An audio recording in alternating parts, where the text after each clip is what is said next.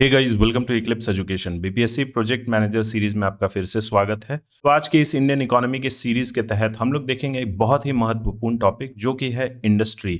आपके सिलेबस में भी दिया गया है इंडियन इकोनॉमी और इंडस्ट्रीज। तो इस इंडस्ट्री से रिलेटेड जो भी मोस्ट इंपॉर्टेंट क्वेश्चन हो सकते हैं, जो एग्जाम में पूछे जाने की संभावना है, उसको हम लोग पूरे डिटेलिंग के साथ डिस्कस करेंगे। वीडियो के एंड तक बने रहिएगा। मेरा नाम है अभिषेक, इक्लिप्स एजुकेशन में आपका स्वागत है। तो इंडस्ट्री और इंफ्रास्ट्रक्चर का पहला क्वेश्चन देखते हैं। निम्नलिखित में से कौन सा कथन सबसे बेहतर ढंग से स्पष्ट करता है कि स्वतंत्र भारत ने औद्योगिकरण को आर्थिक विकास का प्रधान प्रेरक बल यानी प्राइम मूविंग फोर्स क्यों बनाया? तो क्वेश्चन ही बहुत ही सिंपल है। पूछा जा रहा है कि जब हमारा देश आजाद हुआ था उस समय हम लोगों ने तीनों सेक्टर में से सेकेंडरी सेक्टर यानी इंडस्ट्री को ही हमने क्यों चुना एज प्राइम मूविंग फोर्स? इसका राइट आंसर होगा ऑप्शन बी। देखिए, ऐसा मानना था कि तीव्र औद्योगिक विकास से पूंजी निर्माण, रोजगार तथा अन्य क्षेत्रों की वृद्धि को गति मिलने की अपेक्षा थी। जब हमारा देश आजाद हुआ, हमारे सामने गरीबी, बेरोजगारी, खाद्यान्न की कमी, कमजोर आधारभूत संरचना यानी कि बहुत ही लो इंफ्रास्ट्रक्चर था और पूंजी की कमी जैसे गंभीर चुनौतियां थी। तो ऐसे समय में लोगों ने ये सोचा कि हम लोग विकास का इंजन के लिए, डेवलपमेंट ग्रोथ के लिए हम लोग उद्योग को ही चुनते हैं, क्योंकि उद्योग से पूंजी निर्माण होता है, कैपिटल फॉर्मेशन होगा तो रोजगार बढ़ेंगे, रोजगार बढ़ेंगे, टेक्नोलॉजी में प्रोग्रेस आएगी और प्राइमरी और टर्शियरी सेक्टर यानी कृषि और सेवा क्षेत्र दोनों को ये गति देगा, इंडस्ट्रियलाइजेशन। इसीलिए इसको पीएमएफ चुना गया यानी प्राइम मूविंग फोर्स के तौर पे चुना गया। अब ये प्राइम मूविंग फोर्स क्या होता है?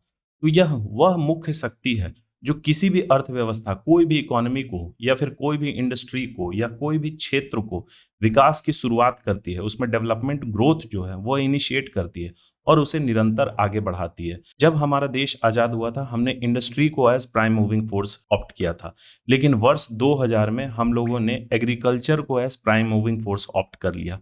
उसमें हमें कुछ फायदे दिखे होंगे, तभी हमने उसको ऑप्ट किया है। क्वेश्चन नंबर 2 देखते हैं। औद्योगिक नीति संकल्प 1948 यानी इंडस्ट्रियल पॉलिसी रेजोल्यूशन 1948 की कौन सी विशेषता इसे पूर्ववर्ती आर्थिक दृष्टिकोणों से अलग बनाती है? ये 1948 का रेजोल्यूशन था, सबसे पहला इंडस्ट्रियल पॉलिसी रेजोल्यूशन था। इसके बाद कई सारे इंडस्ट्रियल रेजोल्यूशन आए, जैसे 1956 हो गया, फिर 69, 72, 85, इस तरीके से ये सिलसिला 1991 तक चलते रहा इंडस्ट्रियल पॉलिसी रेजोल्यूशन का, क्योंकि हमने इंडस्ट्री को एज प्राइम मूविंग फोर्स माना था। तो इसीलिए उसमें डेवलपमेंट करने के लिए नए नए रेजोल्यूशन समय समय पर लाए गए हैं। लेकिन यहाँ सवाल में पूछा जा रहा है कि सबसे पहला जो इंडस्ट्रियल रेजोल्यूशन था 1948 का, उससे पहले भी कुछ अप्रोच आए होंगे, अर्थव्यवस्था में किसी तरीके का आर्थिक दृष्टिकोण अपनाया गया होगा, यह उससे अलग कैसे था? इसका राइट आंसर होगा ऑप्शन सी। इसने भारत में औपचारिक रूप से मिश्रित अर्थव्यवस्था मॉडल को अपनाया। तो 1948 में सबसे पहले यह डिक्लेयर किया गया, सबसे पहला ही पॉइंट था कि हमारा जो इकोनॉमी होगा इंडिया का, वह मिक्स्ड इकोनॉमी होगा। मिक्स्ड इकोनॉमी कहने का मतलब यहाँ प्राइवेट प्लेयर्स भी होंगे और पब्लिक भी, यानी कि दोनों सेक्टर मिलके इकोनॉमी को चलाएंगे। तो इसमें यह माना गया कि भारत ना तो पूर्ण पूंजीवादी बनाया गया, ना ही पूरी तरीके से कैपिटलिस्ट और ना ही पूरी तरीके से ये सोशलिस्ट, इसीलिए इसको मिक्स्ड इकोनॉमी मॉडल बोला जाता है। कुछ सेक्टर्स थे जैसे रक्षा हो गया, डिफेंस, रेल, ऊर्जा जैसे रणनीतिक क्षेत्रों में सरकार की प्रमुख भूमिका रही, जबकि अन्य क्षेत्रों में निजी निवेश की अनुमति दी गई थी। यही है आपका मिक्स्ड इकोनॉमी मॉडल। अब क्वेश्चन नंबर 3 देखते हैं। स्वतंत्रता के तुरंत बाद भारत द्वारा अपनाई गई विकास रणनीति को निम्नलिखित में से कौन सा कथन सबसे सही रूप से दर्शाता है? तो इसका राइट आंसर होगा ऑप्शन डी। सरकार ने औद्योगिकरण में प्रमुख भूमिका निभाई। ये तो हम लोगों ने देखा कि इंडस्ट्री को हम लोगों ने एज प्राइम मूविंग फोर्स अपनाया, जबकि निजी क्षेत्र को सीमित भागीदारी दी गई थी। हम लोगों ने साथ में इंडस्ट्रियल पॉलिसी रेजोल्यूशन 1948 में ये देखा कि हमारा इकोनॉमी मॉडल होगा वो मिक्स्ड, जहां सरकारी और निजी दोनों क्षेत्र मिलकर काम करेंगे।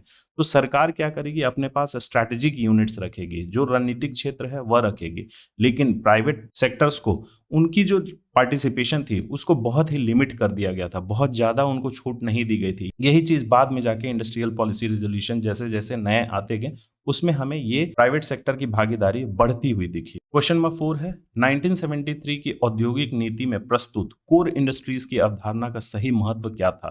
तो ये इंडस्ट्रियल पॉलिसी स्टेटमेंट 1973 जब आया उसमें कोर इंडस्ट्रीज को डिफाइन किया गया। कोर इंडस्ट्रीज बेसिकली क्वेश्चन में पूछा जा रहा है वह क्या होता है? इसका राइट आंसर होगा ऑप्शन बी।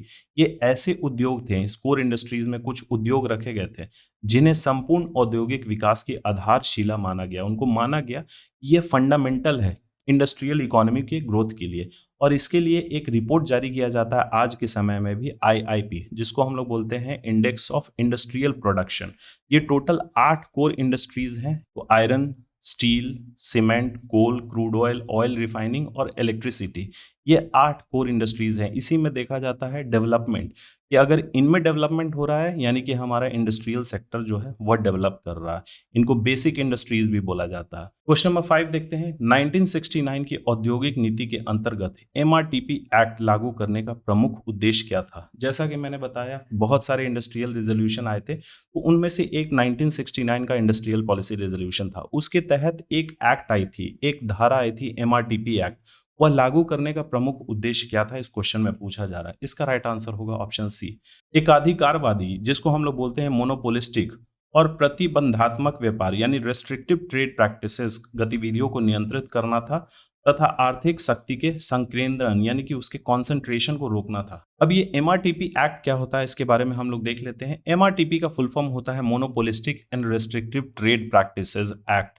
यह क्यों लाया गया था? क्योंकि इसका उद्देश्य था बड़े औद्योगिक घरानों, जो भी बड़े बड़े इंडस्ट्रियल हाउसेस थे, उनके द्वारा आर्थिक शक्ति के अत्यधिक संकेंद्रण यानी कि बहुत ज्यादा पावर उन्हीं के हाथ में नहीं आ जाए, पूरे इकोनॉमी को वही नहीं कंट्रोल करे, इन सब चीज के लिए एमआरटीपी एक्ट आया था। तो इस एक्ट का उद्देश्य क्या था?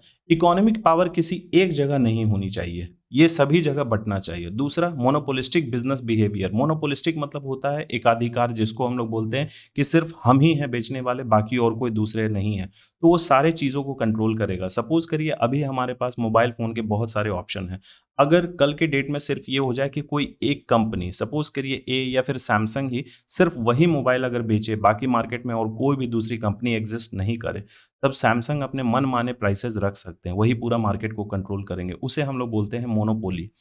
तीसरा उद्देश्य था अनफेयर ट्रेड प्रैक्टिसेस को रिस्ट्रिक्ट करना, यानी कि किसी तरीके का ट्रेड प्रैक्टिसेस अगर वह गलत हो रहा है, व्यापार में किसी तरीके का कुछ गलत प्रैक्टिसेस अपनाए जा रहे हैं, उसको रोकना, उस पर शिकंज लगाना। और इसका एक क्या उद्देश्य था? उपभोक्ताओं के हितों की रक्षा करना। तो निर्धारित परिसंपत्ति सीमा से अधिक वाली कंपनियों को विस्तार, विलय, अधिग्रहण या फिर नई परियोजना शुरू करने के पहले सरकार की अनुमति लेनी पड़ती थी। ये सब इस एक्ट के तहत मेंशन था। और इसका उद्देश्य था उद्योगों का विकास रोकना नहीं, ये रोकने के लिए नहीं बनाया गया था, बल्कि ये जो कॉम्पिटिटिव और संतुलित औद्योगिक विकास था, इसको सुनिश्चित करना। देखिए, कंपटीशन एक अच्छी चीज होती है, अगर कंपटीशन नहीं रहेगा तो कंज्यूमर में उसको फायदा नहीं मिलेगा, कंज्यूमर को उसका फायदा नहीं मिलेगा। अगर सिर्फ मोबाइल सैमसंग ही बेच रही है तो हमें वेराइटीज नहीं मिलेंगे और अच्छे प्राइसेस नहीं मिलेंगे। अगर बहुत सारे कंपनीज मार्केट में आ रही है, मोबाइल फोन वो बेच रही है, तो उसमें कंपटीशन में सर्वाइव करने के लिए हर कंपनी क्वालिटी को इंप्रूव करेगी और साथ में प्राइसेस वो कंज्यूमर फ्रेंडली रहेंगे। इसीलिए एमआरटीपी एक्ट को लाया गया था। लेकिन बाद में फिर इस एमआरटीपी एक्ट को भी बदला गया था किसी और एक्ट से, उस एक्ट का नाम था कंपटीशन एक्ट। क्वेश्चन नंबर 6 है, 1973 की औद्योगिक नीति में प्रस्तुत ज्वाइंट सेक्टर की अवधारणा निम्नलिखित में से किस विचार का प्रतिनिधित्व करती है? ये ज्वाइंट सेक्टर जो हम लोग बोलते हैं, वह बेसिकली क्वेश्चन में पूछा यही जा रहा है कि 1973 का इंडस्ट्रियल पॉलिसी रेजोल्यूशन के तहत इसको इंट्रोड्यूस किया गया था। तो इसका बेसिकली क्या रिप्रेजेंट करता है ये ज्वाइंट सेक्टर? इसका राइट आंसर होगा ऑप्शन डी, औद्योगिक विकास करने के लिए केंद्र, राज्य सरकार और निजी क्षेत्र की साझेदारी। ज्वाइंट सेक्टर का मतलब यही होता है। तो इस ज्वाइंट सेक्टर का उद्देश्य क्या था? सार्वजनिक और निजी क्षेत्रों की शक्तियों को एक साथ जोड़ना। इसीलिए तो हम लोग किसी के साथ ज्वाइन होते हैं या फिर कोलैबोरेट करते हैं कि हम अपना स्किल और उसके स्किल दोनों को यूटिलाइज करके एक सिंगल प्रोडक्ट हम लोग बनाए। तो इस व्यवस्था में क्या सुनिश्चित किया गया था? पब्लिक सेक्टर का डेवलपमेंट रोल, यानी कि सरकार हमेशा डेवलपमेंट चाहती है और उसके साथ वह प्राइवेट सेक्टर को क्यों इंक्लूड कर रही है? क्योंकि प्राइवेट सेक्टर का मैनेजरियल एफिशिएंसी बहुत अच्छा है, वो चीजों को बहुत अच्छे तरीके से मैनेज करती है।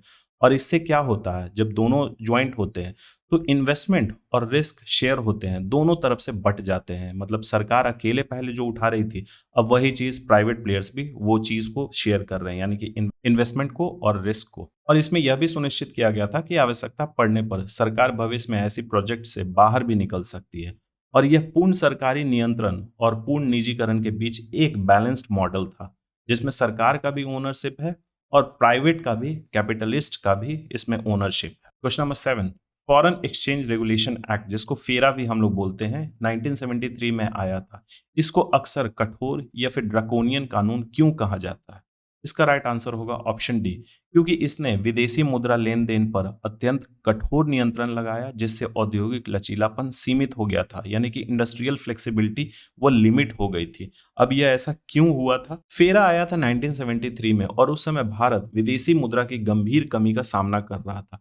अब विदेशी मुद्रा की गंभीर कमी कैसे होती है, या फिर किसी भी देश में फॉरेन एक्सचेंज की कमी कैसे होती है? अगर हम लोग चीजें बाहर बहुत ज्यादा भेज नहीं रहे हैं और उससे ज्यादा हम लोग मंगा रहे हैं, तो अगर हम लोग सपोज करिए यूएसए से सामान बहुत ज्यादा मंगा रहे हैं, तो उसको हमें पेमेंट डॉलर में ही करना होगा, लेकिन हम लोग वहां भेज नहीं पा रहे हैं, तो जाहिर सा बात है कि हमारे पास डॉलर की कमी धीरे धीरे कम होते जाएगी। तो इसीलिए विदेशी मुद्रा को डिक्लेयर किया गया कि यह मूल्यवान राष्ट्रीय संसाधन है, यानी कि स्कैर्स नेशनल रिसोर्स है, और इसका उपयोग पर कठोर नियंत्रण लगाए गए थे। अब आप बहुत ज्यादा चीज आप बाहर से नहीं मंगा सकते, यानी इंपोर्ट नहीं करा सकते। तो इसीलिए उद्योगों को विदेशी मुद्रा के उपयोग, तकनीकी समझौते यानी कि टेक्नोलॉजिकल जो एग्रीमेंट होते हैं, आयात जिसको हम लोग इंपोर्ट बोलते हैं, बाहर से मंगवाना, तथा अन्य अंतर्राष्ट्रीय लेन देन के लिए सरकारी अनुमति लेनी पड़ती थी। इंडस्ट्रीज को अगर फॉरेन एक्सचेंज का इस्तेमाल करना है तो उनको गवर्नमेंट का परमिशन लेना होता था। इसका उद्देश्य क्या था? विदेशी मुद्रा की बचत करना। लेकिन अत्यधिक नियंत्रण के कारण क्या हुआ? उद्योगों का आधुनिकीकरण। अब भैया वो फॉरेन से क्या मंगाएंगे? कोई भी इंडस्ट्री है तो वो लेटेस्ट टेक्नोलॉजी को ही इंपोर्ट कराएंगे। उस पे भी आपने रेगुलेशन अगर लगा रखा है तो जाहिर सा बात है कि कोई भी इंडस्ट्री वो मॉडर्नाइज नहीं हो पाएगी, उससे ये प्रभावित पड़ा। इन्वेस्टमेंट भी धीमा पड़ा, अब लोग इन्वेस्टमेंट नहीं करना चाह रहे थे, और इसके कारण क्या हुआ? ये जो फ्लेक्सिबिलिटी था कि आपको बढ़ने का मौका दिया जा रहा है, जो भी चीज, वह थोड़ी सी सीमित हो गई थी। इसीलिए इसको ड्रैकोनियन लॉ कहा गया था। लेकिन बाद में वर्ष 2000 में फेमा आया, यानी फॉरेन एक्सचेंज मैनेजमेंट एक्ट। अब फेरा क्या होता है और फेमा क्या होता है, इन दोनों के बीच में डिफरेंस हम लोग बाद में देखेंगे। अगला क्वेश्चन है क्वेश्चन नंबर 8। 1977 की औद्योगिक नीति और 1980 की औद्योगिक नीति के बीच सही अंतर कौन सा है? इसका राइट आंसर होगा ऑप्शन सी। तो ये 1977 की जो पॉलिसी थी उसने विदेशी निवेश को डिस्करेज किया, हतोत्साहित किया, और ग्राम उद्योगों पर बल दिया। ये फोकस किया गया था 1977 में, यानी कि फॉरेन इन्वेस्टमेंट को डिस्करेज करके हम लोगों ने ग्राम उद्योग यानी कि जो कॉटेज इंडस्ट्रीज होते हैं, विलेज इंडस्ट्रीज, उसको हम लोग एम्फेसाइज किए। जबकि 1980 इसका विपरीत था। 1980 की नीति ने पुनः विदेशी निवेश और निजी उद्योगों के प्रति उदार दृष्टिकोण अपनाया, यानी कि ये जस्ट इसका ऑपोजिट था। अब इन दोनों पॉलिसी के बीच में क्या मेजर डिफरेंसेस थे, एक नजर हम लोग उस पर डाल लेते हैं। सबसे पहला, 1977 की पॉलिसी में क्या प्राथमिकता दी गई थी? ग्राम एवं कुटीर उद्योग को, विकेंद्रीकृत औद्योगिकरण यानी डिसेंट्रलाइज्ड इंडस्ट्रियलाइजेशन को, विदेशी निवेश पर रोक लगाया गया था। और जब ये सब चीज हो रहा है, विलेज और कॉटेज इंडस्ट्रीज को बढ़ावा दिया जा रहा है, डिसेंट्रलाइजेशन की बात की जा रही है, फॉरेन इन्वेस्टमेंट को रिस्ट्रिक्ट किया जा रहा है, इसका मतलब है कि यह गांधीवादी आर्थिक सोच से ही प्रेरित था। और आपको याद होगा 1978 में मोरारजी देसाई की सरकार बनी थी, यानी कि गैर कांग्रेसी सरकार पहली बार बनी थी, और वह गांधीवादी अप्रोच को ही फॉलो करते थे। और उसी समय हमें पता होगा डीआईसी सेटअप किए गए थे। अब ये डीआईसीज क्या होते हैं? डिस्ट्रिक्ट इंडस्ट्रीज सेंटर, जिसमें प्रोजेक्ट मैनेजर की रिक्रूटमेंट होगी। आप लोग डिपार्टमेंट ऑफ इंडस्ट्रीज के लिए पढ़ाई कर रहे हैं, प्रोजेक्ट मैनेजर के लिए पढ़ाई कर रहे हैं, तो आपकी जो रिक्रूटमेंट होगी, आपका जो पोस्टिंग होगा, वो डीआईसीज में ही होगा। अब 1980 की पॉलिसी इसके जस्ट ऑपोजिट थी, क्योंकि उस समय सरकार भी चेंज हो गई थी और थोड़ा सा स्ट्रैटेजी भी चेंज कर गया था। यह लिबरलाइजेशन की तरफ ज्यादा इसका रुझाव था। लिबरलाइजेशन जो हम लोग 1991 के रिफॉर्म्स में पढ़ते हैं, एलपीजी, जिसका सबसे पहला टर्म है लिबरलाइजेशन, प्राइवेटाइजेशन और ग्लोबलाइजेशन। तो यह क्या किया था? तकनीकी हस्तांतरण के माध्यम से विदेशी निवेश को पुनः अनुमति दी गई थी। तो उस समय यह किया गया था कि आप फॉरेन इन्वेस्टमेंट कर सकते हैं, लेकिन टेक्नोलॉजी ट्रांसफर के माध्यम से, डायरेक्ट आप नहीं कर सकते। लाइसेंस व्यवस्था को सरल बनाया गया। जो प्राइवेट इंडस्ट्रीज थे, अगर उनको किसी भी सेक्टर में इंडस्ट्री सेटअप करना है, तो उसके लिए जो लाइसेंस जरूरत थी उसको थोड़ा सा लिबरल बनाया गया, सिंप्लीफाई किया गया। एमआरटीपी लिमिट को बढ़ाया गया, यानी मोनोपोलिस्टिक रेस्ट्रिक्टिव ट्रेड प्रैक्टिसेस को बढ़ाया गया, उसकी लिमिट बढ़ाई गई। और लार्जर प्राइवेट एंटरप्राइजेस को इनकरेज किया गया कि ये जो प्राइवेट एंटरप्राइजेस हैं वो बड़े हों, विकराल हो, ये माना गया था। लेकिन 1977 की पॉलिसी में विलेज और कॉटेज इंडस्ट्रीज को फोकस किया गया था। तो 1977 की पॉलिसी को अगर हम लोग बात करें तो डिसेंट्रलाइजेशन और सेल्फ रिलायंस पे फोकस था, जबकि 1980 की पॉलिसी ये इंडियन इंडस्ट्री को प्रिपेयर कर रहे थे ग्रेटर कॉम्पिटिटिवनेस के लिए और ग्रेजुअल डीलिबरलाइजेशन के लिए। क्वेश्चन नंबर 9 है 1985-86 की औद्योगिक नीति का सबसे महत्वपूर्ण उद्देश्य निम्नलिखित में से कौन सा था? इंडस्ट्री से अगर हम लोग बात करें तो सिर्फ इंडस्ट्रियल पॉलिसी रेजोल्यूशन से ही ज्यादा क्वेश्चन आते हैं, बस क्वेश्चन के स्वरूप चेंज होते हैं। यहाँ सवाल में बेसिकली यही पूछा जा रहा है, ये जो 1985-86 की इंडस्ट्रियल पॉलिसी रेजोल्यूशन आई थी उसका सबसे महत्वपूर्ण उद्देश्य क्या था? इसका राइट आंसर होगा ऑप्शन ए, अनावश्यक सरकारी नियंत्रण कम करके औद्योगिक उत्पादकता, तकनीकी उन्नयन यानी टेक्नोलॉजिकल अपग्रेडेशन और कॉम्पिटिटिवनेस को बढ़ाना। देखिए, सरकारी नियंत्रण को कम करने की क्यों जरूरत थी? जब हमारा पॉलिसी स्टार्ट हुआ था 1948 से, सबसे पहला ये इंडस्ट्रियल पॉलिसी रेजोल्यूशन था। उस समय सरकार का रोल बहुत ही ज्यादा था। धीरे धीरे धीरे करके ये 91 तक हम लोगों ने देखा लिबरलाइजेशन, प्राइवेटाइजेशन और ग्लोबलाइजेशन। उस समय बेसिकली हर इंडस्ट्रियल पॉलिसी रेजोल्यूशन में सरकार का रोल धीरे धीरे कम होते गया, क्योंकि सरकार बहुत सारी चीजों को लिमिट कर देती थी, वो सारा कुछ अपने पास ही रखती थी। तो अगर सरकार सब कुछ खुद कर रही है, कोई भी प्राइवेट बिजनेसमैन उसको क्यों करने जाएगा? वो देखेगा कि भैया लोगों तक मोबाइल फोन सरकार ही पहुंचा दे रही है, इंटरनेट सरकार ही पहुंचा दे रही है, तो फिर हम लोग क्यों उसको बनाए? हम कोई भी बिजनेसमैन होता है वो प्रॉफिट कमाने के लिए ही बनाता।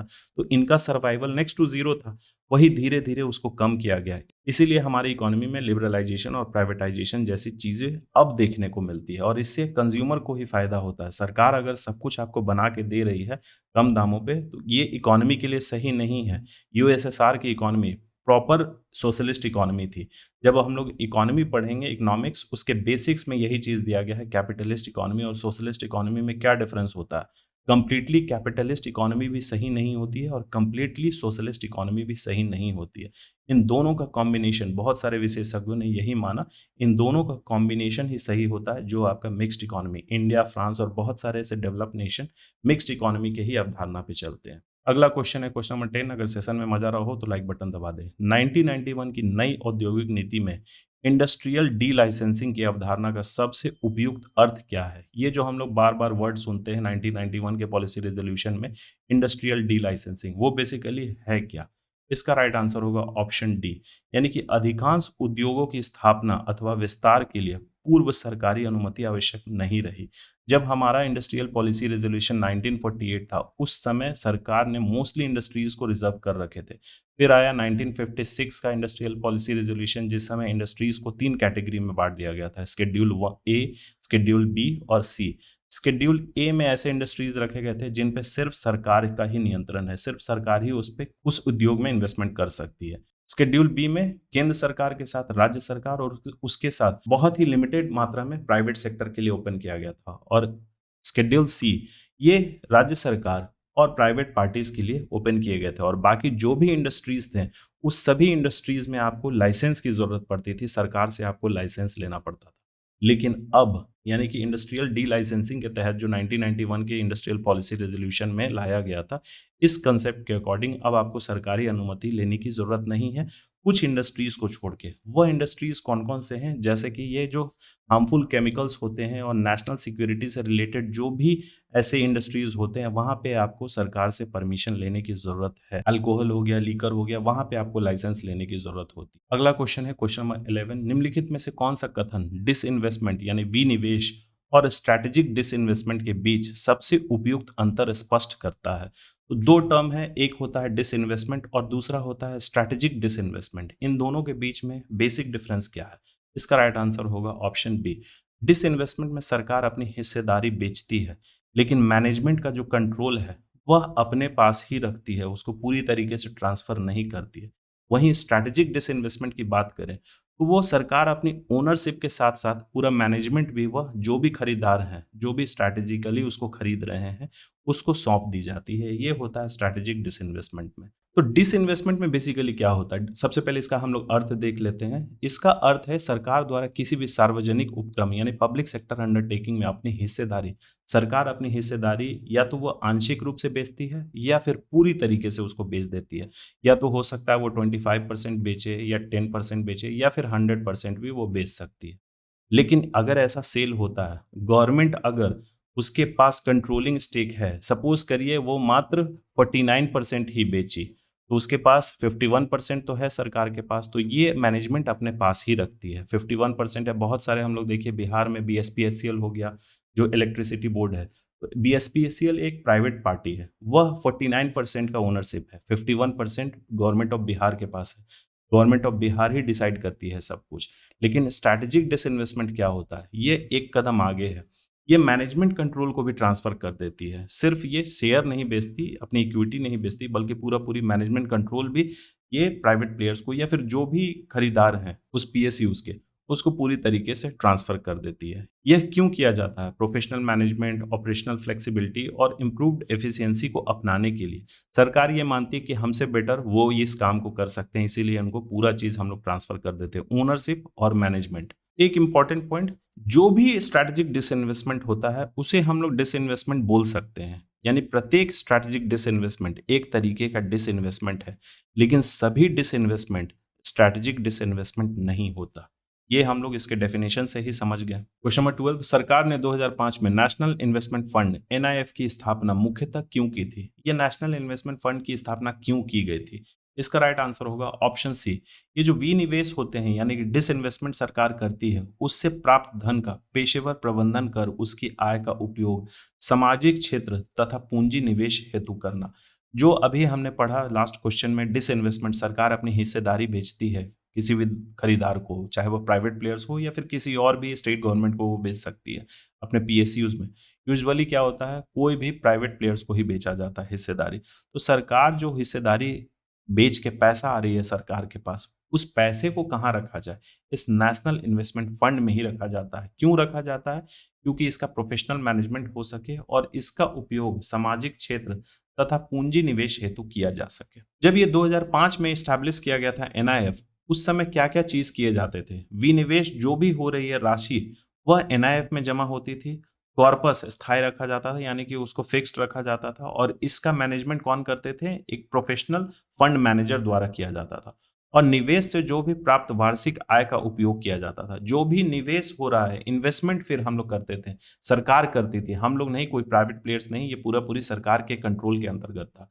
कहीं भी अगर डेवलपमेंट के लिए या फिर किसी और जगह इन्वेस्टमेंट करना, किसी और पीएसयूज को रिवाइव करने के लिए, तो यहाँ इसी फंड का इस्तेमाल किया जाता था। इनकम कैसे डिवाइडेड था? 75% सोशल सेक्टर स्कीम पे खर्च किए जाएंगे, जैसे कि एजुकेशन पे, हेल्थ केयर पे, एम्प्लॉयमेंट पे और रूरल डेवलपमेंट पे। ये जो डिसइन्वेस्टमेंट करके फंड आते थे एनआईएफ में। और 25% किस चीज के लिए किया जाता था? कोई अगर सीपीएसई है, यानी कि सेंट्रल पब्लिक सेक्टर एंटरप्राइजेस, उसको प्रॉफिटेबल बनाने के लिए, अगर वो प्रॉफिटेबल है तो उसमें हमें पूंजी निवेश की जरूरत होती थी, इसी एनआईएफ में जो फंड्स थे उसका इस्तेमाल करते थे। या फिर अगर वो किसी तरीके से डूब रहे हैं तो उसको बचाने के लिए। इसका बेसिकली उद्देश्य क्या था? सरकार ने सार्वजनिक संपत्ति को सुरक्षित रखते हुए विकास कार्यों को वित्त उपलब्ध कराने का प्रयास किया था। ये जो डिसइन्वेस्टमेंट में फंड आ रहा था, इधर उधर ना इस्तेमाल हो, इसीलिए बेसिकली एनआईएफ की स्थापना की गई थी वर्ष 2005 में। क्वेश्चन नंबर 13 देखते हैं। 2025 में संशोधित एमएसएमई परिभाषा के संबंध में निम्नलिखित कथनों पर विचार कीजिए। एमएसएमई का क्लासिफिकेशन किया गया है वर्ष 2025 में, हर साल सरकार करती है, लेकिन क्वेश्चन 2025 के संदर्भ में पूछा जा रहा है। एमएसएमई क्लासिफिकेशन कहने का मतलब, किसी भी एंटरप्राइज को हम लोग कैसे बोल देते हैं कि वह माइक्रो है या फिर वह स्मॉल है या मीडियम है, तो उसके लिए ये क्लासिफिकेशन के डेटा को हम लोग देखते हैं। उसी के रिगार्डिंग यहाँ 3 स्टेटमेंट दिया गया है। क्या वर्गीकरण के लिए निवेश तथा वार्षिक टर्नओवर दोनों का उपयोग किया जाता है? दोनों के क्राइटेरिया हम लोग देखते हैं, और उसमें जो सरकार ने लिमिट डिसाइड कर रखा है उस बेसिस पे हम लोग इंडस्ट्री को बताते हैं कि वह माइक्रो है या फिर वह स्मॉल है या मीडियम। दूसरा स्टेटमेंट में है, विनिर्माण यानी मैन्युफैक्चरिंग और सर्विस एंटरप्राइजेस के लिए अब समान वर्गीकरण प्रणाली लागू है। यानी कि एंटरप्राइजेस दो तरीके के होते हैं, एक मैन्युफैक्चरिंग एंटरप्राइज और दूसरा होता है सर्विस रेंडरिंग एंटरप्राइज, जो सिर्फ सेवा प्रदान करती है। तो उनके लिए वर्गीकरण समान सिस्टम होगा, यानी कि कॉमन सिस्टम दोनों के लिए अपनाया जाएगा स्टेटमेंट 2 में। और स्टेटमेंट 3 क्या बोल रहा है? वर्गीकरण केवल वार्षिक टर्नओवर पर आधारित है। पहला स्टेटमेंट में बोल रहा है वर्गीकरण दोनों चीज पे होता है, इन्वेस्टमेंट और टर्नओवर पे। दूसरा में बोला जा रहा है ये जो वर्गीकरण है मैन्युफैक्चरिंग और सर्विस एंटरप्राइजेस के लिए सेम है। और तीसरा स्टेटमेंट बोल रहा है कि सिर्फ हम लोग वार्षिक टर्नओवर देखते हैं, उसी के बेसिस पे डिसाइड करते हैं कि कोई भी एंटरप्राइज माइक्रो है, स्मॉल है या फिर मीडियम है। इसका राइट आंसर होगा ऑप्शन ए, यानी कि सिर्फ स्टेटमेंट 1 सही है और स्टेटमेंट 2 सही है, स्टेटमेंट 3 गलत है। देखिए ये वर्ष 2020 के बाद ही ये चीज चेंज कर दिया गया था। अब कोई भी एंटरप्राइज को क्लासिफाई करने के लिए कि वह माइक्रो है, स्मॉल है या फिर मीडियम है, हम लोग देखेंगे उस एंटरप्राइज में कितना इन्वेस्टमेंट लगा है प्लांट और मशीनरी में और उसका सालाना टर्नओवर क्या है। और यह दोनों के लिए सेम रहेगा। वर्ष 2020 के पहले मैन्युफैक्चरिंग के लिए अलग क्राइटेरिया था और सर्विस एंटरप्राइजेस के लिए अलग था। इसीलिए स्टेटमेंट 3 गलत हो जा रहा है। तो एमएसएमई के क्लासिफिकेशन को हम लोग थोड़े अच्छे से समझ लेते हैं। देखिए ये हर साल यूनियन बजट में ही अनाउंस किया जाता है। हम लोग 2025-26 के यूनियन बजट के संदर्भ में देख रहे हैं। देखिए इन्वेस्टमेंट लिमिट और टर्नओवर लिमिट तीनों के लिए अलग अलग होते हैं। मैन्युफैक्चरिंग और सर्विस एंटरप्राइज कॉमन रहते हैं। तो माइक्रो एंटरप्राइजेस के लिए इन्वेस्टमेंट लिमिट क्या है? इन्वेस्टमेंट लिमिट कहने का मतलब कि कोई भी एंटरप्राइज अपने प्लांट या मशीनरी में या फिर इक्विपमेंट में कितना इन्वेस्टमेंट कर रखी है। माइक्रो एंटरप्राइजेस के लिए क्या है? उसका इन्वेस्टमेंट लिमिट 2.5 करोड़ तक। अगर उसने 2.5 करोड़ तक इन्वेस्टमेंट किया है और उसका सालाना टर्नओवर 10 करोड़ तक है, तब वह माइक्रो एंटरप्राइज की कैटेगरी में आएगा। और ये बात ध्यान रखिएगा, दोनों क्राइटेरिया मीट होना चाहिए। स्मॉल एंटरप्राइजेस की बात करें हम लोग, तो उसमें इन्वेस्टमेंट कितना होना चाहिए? 25 करोड़ तक और सालाना टर्नओवर 100 करोड़ तक। इससे ऊपर होगा तब फिर वो मीडियम एंटरप्राइजेस में आएगा। मीडियम एंटरप्राइजेस में कितना इन्वेस्टमेंट लिमिट है? 125 करोड़ तक और इसका मैक्सिमम टर्नओवर लिमिट कितना है सालाना? 500 करोड़ तक। तब जाके वह मीडियम एंटरप्राइजेस की कैटेगरी में आएगा। और ये दोनों एंटरप्राइजेस के लिए सेम होते हैं, मैन्युफैक्चरिंग के लिए और सर्विस एंटरप्राइजेस के लिए। वर्ष 2020 से इसको चेंज किया गया है। इससे पहले इन दोनों के लिए अलग अलग क्राइटेरिया रहता था। मैन्युफैक्चरिंग एंटरप्राइजेस के लिए अलग क्राइटेरिया है, इन्वेस्टमेंट और टर्नओवर लिमिट, और सर्विस एंटरप्राइजेस के लिए अलग है, इन्वेस्टमेंट और टर्नओवर लिमिट। क्वेश्चन नंबर 14, निम्नलिखित अवसंरचना परियोजनाओं इंफ्रास्ट्रक्चर प्रोजेक्ट्स का उनके सही उद्देश्य या फिर विशेषताओं से मिलान कीजिए। तो एक तरफ प्रोजेक्ट्स दिए गए हैं और दूसरी तरफ उन प्रोजेक्ट्स के उद्देश्य या फिर विशेषता दिए गए हैं। तो हमें इनका मिलान करके इस कोड्स के अकॉर्डिंग सही आंसर बताना है। इसका राइट आंसर होगा ऑप्शन ए। अब आइए ये सब प्रोजेक्ट्स क्या हैं और उनके क्या उद्देश्य हैं, कब ये प्रोजेक्ट शुरू हुए थे, इनको अच्छे से हम लोग समझते हैं। सबसे पहला है भारतमाला परियोजना। ये 2017 में स्टार्ट हुआ था मिनिस्ट्री ऑफ रोड ट्रांसपोर्ट और हाईवेज के द्वारा। और इसका मिशन क्या है यानी उद्देश्य क्या है? तो हाईवे कनेक्टिविटी को पूरे भारत में इंप्रूव करना। उद्देश्य हम लोग और विशेष करके देख लेते हैं, इकोनॉमिक कॉरिडोर का डेवलपमेंट करना यानी आर्थिक गलियारे बनाना, बॉर्डर रोड को क्रिएट करना, कोस्टल रोड को बनाना यानी तटीय रोड को बनाना, green field expressway. Green field expressway क्या होता है? नए नए एक्सप्रेसवे, पुराने एक्सप्रेसवे को ही कन्वर्ट नहीं करना, नया एक्सप्रेसवे बनाना। फिर इंटरनेशनल कनेक्टिविटी रोड को डेवलप करना है, लास्ट माइल कनेक्टिविटी को डेवलप करना। तो इसका उद्देश्य क्या है? लॉजिस्टिक कॉस्ट और फ्रेट मूवमेंट में जो लगता है उसको कम करना। दूसरा है आपका सागरमाला परियोजना। तो ये वर्ष 2015 में स्टार्ट हुआ था, मिनिस्ट्री ऑफ पोर्ट्स, शिपिंग और वाटरवेज के जो मिनिस्ट्री है उनके द्वारा शुरू किया गया था। उद्देश्य क्या है? ये जो पोर्ट होते हैं, बंदरगाह, उनका डेवलपमेंट करना, पोर्ट को मॉडर्नाइज करना, नए पोर्ट बनाना, पोर्ट कनेक्टिविटी को बेटर करना, कोस्टल इकोनॉमिक जोन बनाना और कोस्टल शिपिंग और इनलैंड वाटरवेज को प्रमोट करना, उसको बढ़ावा देना। तीसरा है आपका गोल्डन क्वाड्रिलेटरल। तो ये वर्ष 2001 में स्टार्ट हुआ था। किस एजेंसी द्वारा इसको लागू किया गया है? NHAI यानी national highways authority of India. और ये किस प्रोजेक्ट के तहत आती है? National highways development project. इसका उद्देश्य क्या है? तो ये 4 जो महानगर हैं भारत के, उनको कनेक्ट करना, दिल्ली, मुंबई, चेन्नई और कोलकाता। अगर इंडिया के मैप पे देखें तो दिल्ली कहाँ है? यहाँ है। मुंबई यहाँ है, चेन्नई यहाँ है और कोलकाता यहाँ है। इसीलिए इसको गोल्डन क्वाड्रिलेटरल बोला जाता है। और सबसे लास्ट में है DFC यानी कि डेडिकेटेड फ्रेट कॉरिडोर। ये वर्ष 2006 में स्टार्ट हुआ था। इसको लागू कौन करती है? Dedicated freight corridor corporation of India limited यानी कि DFCCIL।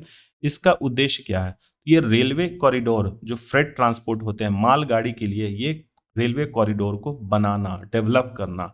और मेजर कौन कौन से गलियारे हैं ये जो रेलवे के कॉरिडोर्स हैं?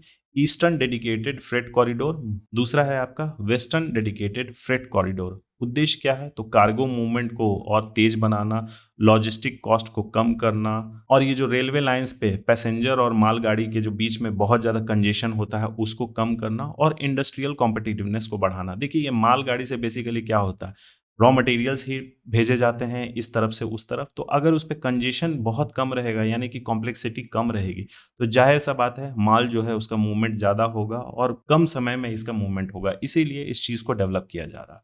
अब क्वेश्चन नंबर 15 देखते हैं और ये सीरीज का लास्ट क्वेश्चन है। आधारभूत संरचना में सार्वजनिक एवं निजी निवेश को प्रतिस्थापन, सब्स्टिट्यूट के बजाय एक पूरक, जिसको कॉम्प्लीमेंट्री हम लोग बोलते हैं, वह माना जाता है। क्वेश्चन बहुत ही सिंपल है, बस ये पूछा जा रहा है, थोड़ा सा कंसेप्चुअल क्वेश्चन है। बस ये पूछा जा रहा है कि इंफ्रास्ट्रक्चर में ये जो पब्लिक और प्राइवेट एंटरप्राइजेस दोनों मिल के फंडिंग करते हैं, इन्वेस्टमेंट करते हैं, तो हम लोग उसको सब्स्टिट्यूट के बजाय कॉम्प्लीमेंट्री क्यों मानते हैं? तो इसका राइट आंसर होगा ऑप्शन बी। देखिए, कोई भी इंफ्रास्ट्रक्चर प्रोजेक्ट होती है, उसमें निवेश की आवश्यकता इतनी विशाल होती है कि सस्टेनेबल डेवलपमेंट के लिए सार्वजनिक और निजी क्षेत्र दोनों की भागीदारी आवश्यक होती है।